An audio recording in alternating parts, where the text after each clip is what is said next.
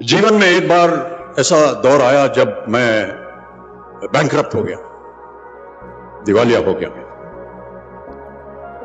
मेरी बनाई हुई कंपनी घाटे में चली गई, करोड़ों का कर्जा चढ़ गया, मेरा व्यक्तिगत बैंक बैलेंस जीरो यानी शून्य हो गया। कमाई के सब जरिए बंद थे और सरकार की तरफ से घर पर कुर्की के छापे लग गए। ये बात धीरूभाई को पता चली। बिना किसी से पूछे या जाने उन्होंने अपने छोटे बेटे और मेरे मित्र अनिल से कहा, इसका बुरा वक्त है, इसे कुछ पैसे दे दो। अनिल ने मुझे आकर ये बताया,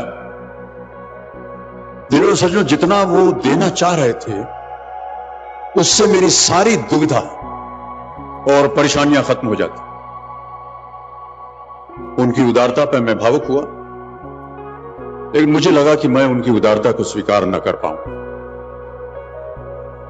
ईश्वर की कृपा रही और कुछ संकट के दिनों के बाद समा बदला, काम मिलना शुरू हुआ और धीरे धीरे मैं अपने सारे कर्जे उतार पाया।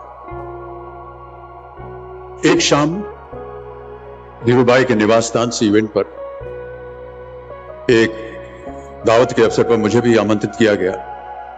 तो ऊपर लॉन में एक तरफ धीरूभाई एक बड़े से मेज पर अपने कुछ मित्रों, बड़े फाइनेंशियल और कॉर्पोरेट वर्ल्ड के दुनिया के दिग्गजों के साथ बैठे बात कर रहे थे।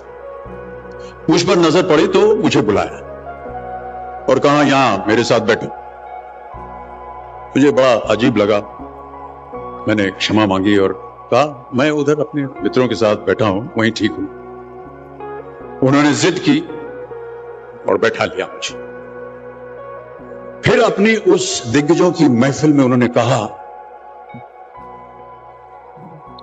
यह लड़का गिर गया था लेकिन अपने बल पर फिर खड़ा हो गया, मैं इसकी इज्जत करता। और उनके वो शब्द मेरे लिए उस धनराशि से हजारों गुना ज्यादा मूल्यवान थे, जितना कि वे मुझे मेरी संकट से बाहर आने के लिए देने के लिए तैयार थे।